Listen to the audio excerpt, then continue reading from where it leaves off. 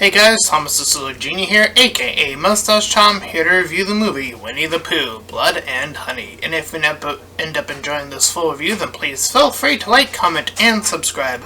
Also make sure to check out those links in the description. One will head you over to my petition to help out smaller YouTubers, second and third to my Patreon and PayPal, where you can help support me and my channel directly, and fourth to my Discord server, where you can join, chill, and do all that cool stuff. And chilling will be reminded at the end of the review. With all that out of the way, let's get into Winnie the Pooh, Blood and Honey. Now, I had first discovered that this was a thing through Twitter, and at least initially when the news bumped, it seemed like some people were like, why would they ever do this, while others were kind of intrigued to see how they would even pull this off. But after said initial bump, it didn't feel like any other news came up about the movie other than it coming out, and then, well, this is now the review. So let's get into that. Obviously, I'm here to be as objective as possible.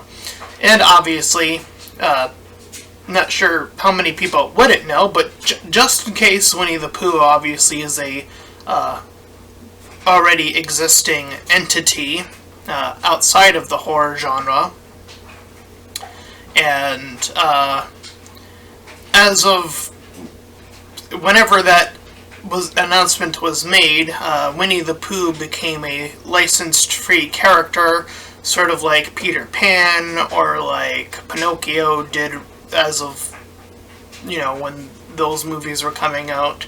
Like those types of characters that have been long outstanding.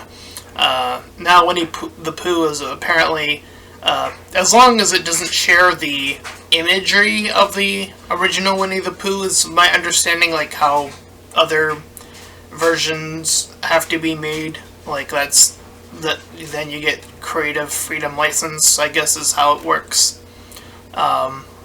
So yeah, the people who made this went with that in mind, and yep, I'm here to review it as objectively as possible. So the movie starts out with some narration telling us that Christopher Robin, the child from the storybooks, was left with these as they're referred to in this version, animal hybrids, and he eventually grew up and left them to go to college.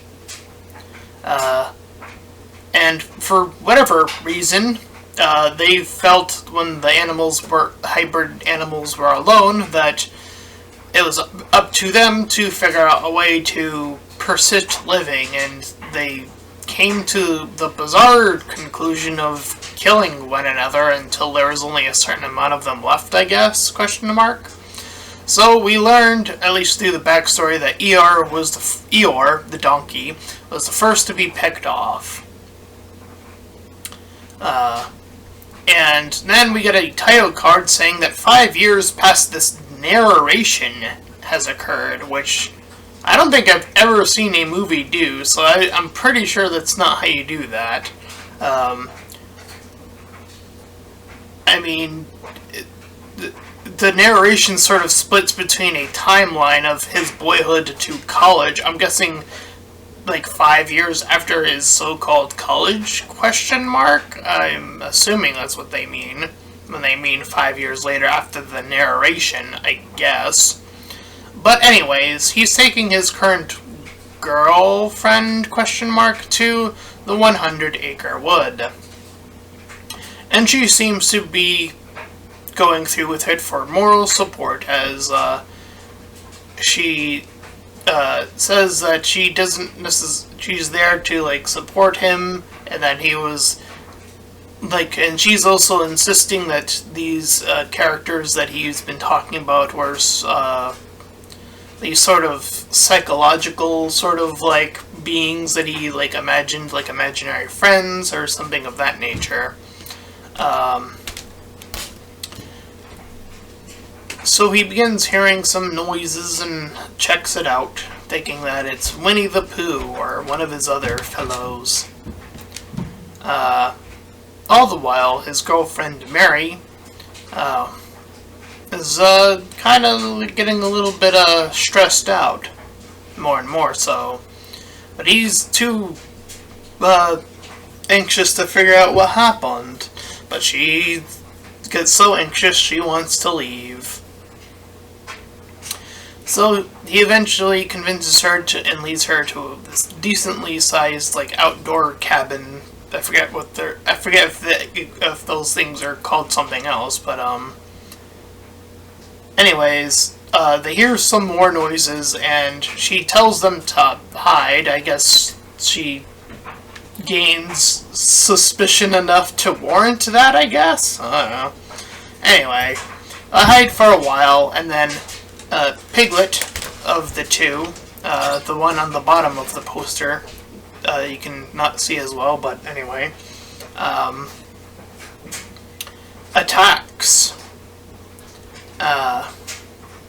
And the characters, at least these two, don't talk, at least through the majority of the movie, so you don't get to hear, Winnie the Pooh voice or Piglet voice anywhere in this movie, so you don't get to hear Piglet go, "Oh, dear," or Winnie the Pooh go, "Oh, bother." And those are my best impressions of those characters, yes. Pretty bad, I know. Anyway, so I hide for a while, and then, as I mentioned, Piglet attacks, and Chris, or as Piglet grabs Mary, Chris stands there going, "No!" And it's a delayed no, as Piglet is getting ready to attack when she is downed.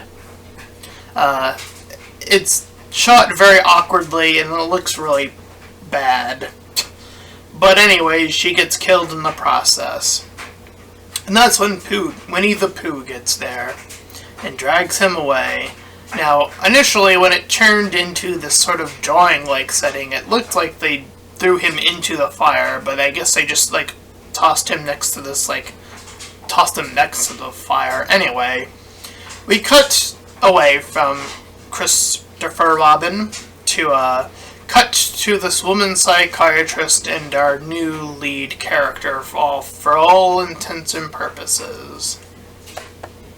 And her name is Maria or something like that. Very similar, I think.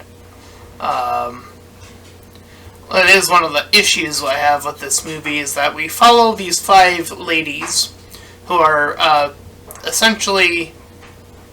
Oh, May, that's her name. Nope, I lied. In my notes to myself. Anyway, they're helping one of the 5 individual ladies with her own mental, that led into potential physical abuse, or whatever it was going to end up being, as she talks about her experience in dealing with a stalker. And they're going to this cabin to essentially escape from the big cities, and so their phones are taken away so they can be one with nature. So that's their way of getting rid of phones, so we have a lack of communication pretty early on. Fairly easy setup there, so that's not anything I'm not going to complain about too much, I guess. We also have other characters, I believe her... I wrote her name as Jazz in my notes. I don't know if she has... she's this woman with glasses. And we have May, who is this red-headed girl, or woman, I should say. They're all women. Who ends up in the 100-acre wood being lost. And she starts to, freak out, hearing some noises, and then begins to get chased, obviously, by, I believe it's at first Winnie the Pooh, but I believe that it is either him or Piglet that grab her and slam her dead against the wall. Along the 5 ladies, I believe there is a I believe, based off of the interactions I was seeing. Again, these characters aren't the best set up here, so I believe a pair of them are a lesbian couple, I think. Because one was like, had this like romantic setup for like the other one, and yeah, so that was my reading of that obvious setup there. But as I mentioned, they're here to hear out one of the woman's stories, the main one, quote unquote.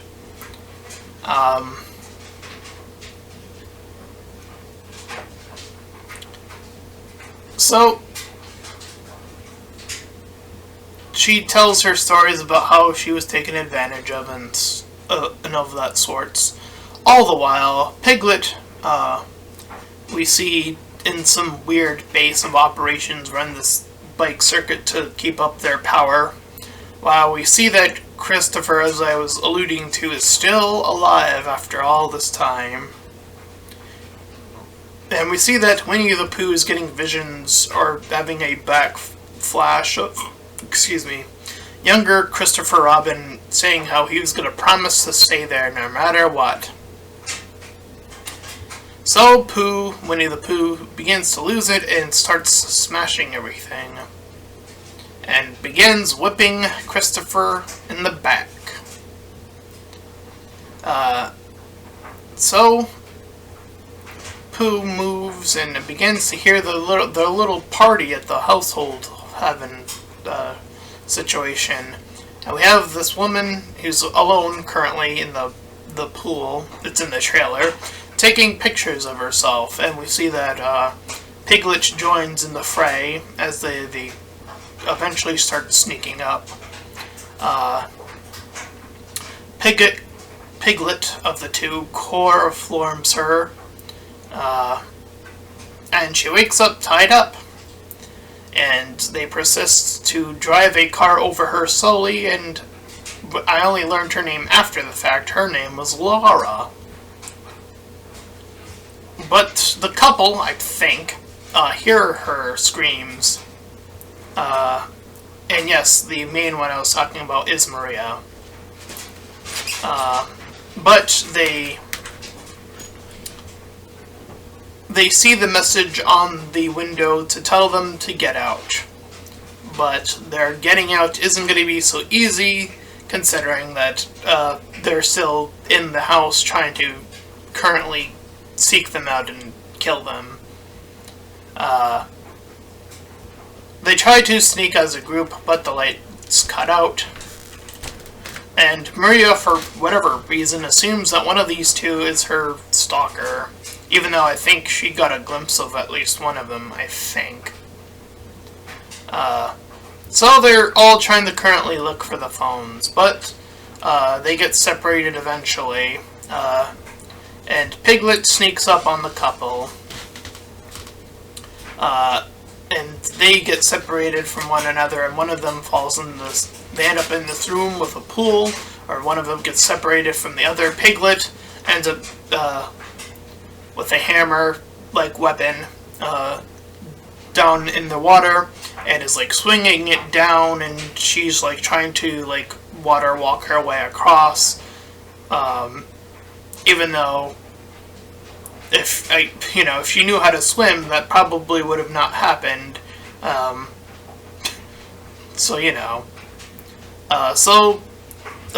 She ends up getting almost to the other side of the pool, barely. But Piglet decides to stop swinging down and swing across, which gives him the distance to kill her.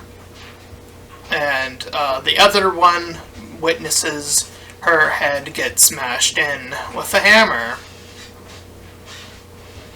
I believe this one, the one dead in the pool now, was Zoe, because we learn their names after the fact in this movie, you see. And the other one being carried away. So we cut to Winnie the Pooh eating honey, I think, because that's his thing in the show, in the cartoon, is that he constantly eats honey. So Pooh looks over to the lady he has captured and begins to slap her over and over again. I believe this lady ends up living, but ends up sufficiently damaged through the slaps, due to what I saw later in the movie. But the other, Maria and two others, end up finding Chris through their escapades throughout this area. So they help him, but they know that one of their own are still tied up somewhere, so they go for her too. I believe this is the alive girlfriend at this point, but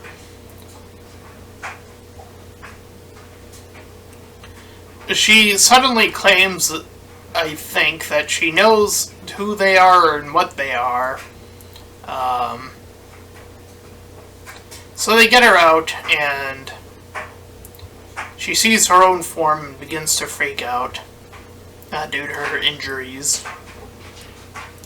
And suddenly, from out of absolute nowhere, she has a gun all of a sudden. I'm not sure where she got that from, but she just has a gun. Piglet comes out, and she doesn't shoot him instantly. In fact, she shoots once and misses, and then she's out of ammo once he shoots, and then Winnie the Pooh is up behind her, and let's just say that doesn't end well for her. One of them gets, like, pigeon-holed, and because the other third is just looking on as this is going on.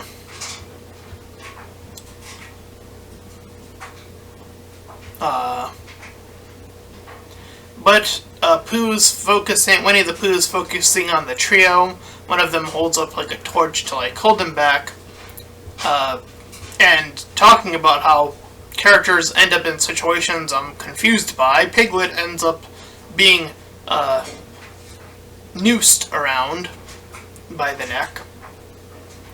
And we see the woman who was doing all that stuff with the gun failure now get her revenge, I guess, as she smashes Piglet to bits.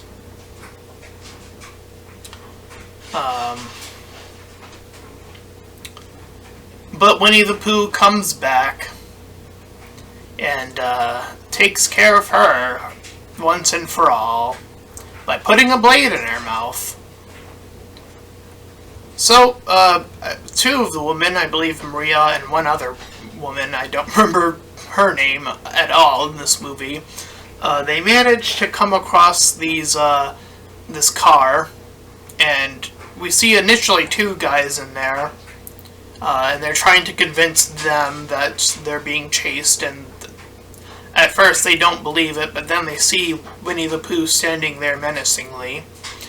So two more guys who are also in the car also get out, and they begin to be like, hey, you're messing with these lovely ladies, we're gonna beat you up!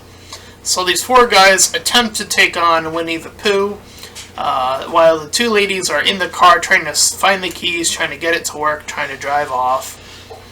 They try to commence the beatdown, but Pooh slaps one of the guys after like being beaten with a bat and several other weapons, and with one slap tears a man's face off. So that's how powerful his slap is.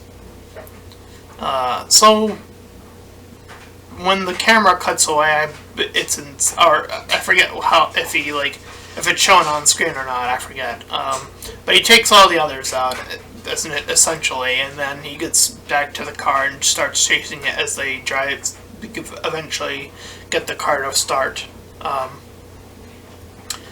But the car eventually stops at a ways.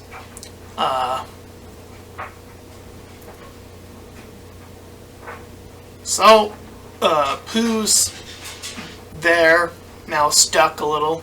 Maria, now bloodied up, as the car is now failing her. Pooh kills the other woman who was with her while she was outside of the car. I forget how she ends up outside of the car, but we see that happen. But a second car comes completely out of nowhere and runs Winnie the Pooh over, and it's Christopher returning. Not sure how that happened, but okay. So Christopher tries to help Maria.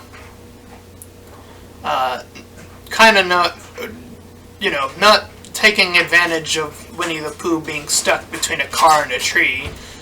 Just attempt to save Maria. And he eventually, his choices of that come back to bite him pretty quickly as Pooh struggles himself out. And he grabs the woman and he begs Pooh to stop, but Pooh says something like liar or something or along those lines and slits Maria's neck. As Christopher watches as Winnie the Pooh digs into her over and over again with a knife and begins to flee the scene. And that was Winnie the Pooh, Blood and Honey. This movie is not good. And, I'll be honest, I think that this premise was an uphill battle, taking innocent childhood characters and turning them into these humanoid killer hybrids, as the movie puts it. I think that premise is warranted of an uphill battle. You have to do a lot more convincing to the audience to get them on your side beyond initial Twitter bump of some people being excited and some people not being excited. I think they needed to, if they were really trying to sell this as we're actually going to take this seriously. Some notes I would give in that respect. Obviously, I would say that the writers here needed to do a lot more digging into the other women characters here. Even Christopher himself as a character. And actually fleshing all of them out would be step one to legitimizing a movie of any standard. Is making sure your characters are characters, first and foremost. That's the foundation of writing. Making sure your characters are actual characters, and not canon fodder. Because, again, you only learn the characters' names, after they die, for the most part, in this movie.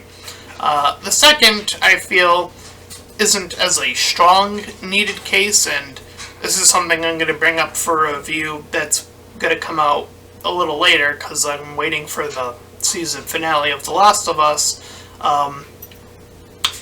and that's the respect of when to choose to make things choosing to make things over the top, or choosing to make things more grounded. And in this case, with how absurd I feel the idea of this is, I feel the former is what you would want from something like this specifically. I think you want over the top for something as kooky as suddenly seeing Winnie the Pooh go on a killing spree with Piglet in these masked costumes. I feel that premise warrants kookiness. It warrants going over the top. It warrants this sort of let the kills have this sort of spectacular nature to them. Go ham, go off the walls with all that stuff. Whereas I would make the argument against that for, say, a show like The Last of Us, because that show is a lot more grounded in what it's trying to do and follow specifically. So that's how I would bridge those examples apart, just to give an example of that. But yes, so that's what I would say in terms of the writing, in terms of, like, conveniences, they're all over the place in this movie, like Christopher showing up, to a sudden gun, but, you know, that only had the one shot, so that wasn't that convenient, but it did sort of appear out of nowhere, so it is a little bit baffling still. So there's all of these little bits and bobs that just make this movie weaker and weaker and worse, when what you want instead is setting up something like that and then paying it off, is how an objective reviewer / writer would want to go about doing this. That means setting up the gun prior, and then, you know that it's in a location, you can pay it off by having a character pick it up and then using it. So that's how you pull that off. And again, this movie doesn't do much of those things either. So in terms of an objective score, I can't score, on an objective scale, I can't score it too highly, as it lacks the character writing for the most part. They tried a little bit of that with Maria there, with her having the whole, attacker on her, and that. And Christopher had a little bit of character in terms of his backstory, but outside of those two, the rest of the characters, as I mentioned, were cannon fodder, or, you know, they were just there to be killed, and I don't think that's a good way of going about any horror movie at all. You want your characters to be really, really strong, and I've said this time and time and time again on my channel, and I will repeat it till the day my channel dies, is why you want your characters to be strong is so that even if someone has a tough time getting scared, say by jump scares or anything simple of that nature, they can still extend the fear to the character. Like, oh, I don't want that character to die. I fear for that character. Instead of, I am afraid of what I am seeing on the screen right now. And, you know, doing the whole covering the eyes or whatever people who get freaked out easily do. So that's the way of going about doing that I have held consistently from the beginning of my channel up until now, and that will remain to be consistent. Anyways, as far as the official score, I don't think I actually gave one. I probably give it either a 2 or... yeah, I'd probably give it like a 2 out of 10. This movie is not strong. It's not well written. There's a lot to be desired here. In all regards. I hope that the people behind this, see a review like this, and take it to heart, as in, take the criticism to heart and actually, improve.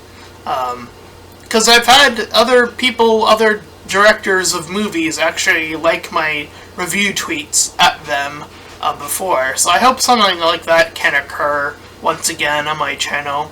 That always fills me with the most empowerment outside of people subscribing to my channels, having like the movie directors actually be like, hey, I like that thing that you did there.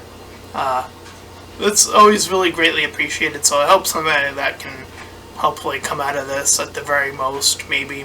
Or maybe, you wanted to, or were curious about how this movie panned out, and might have seen a few reviews here and there, but that is my review.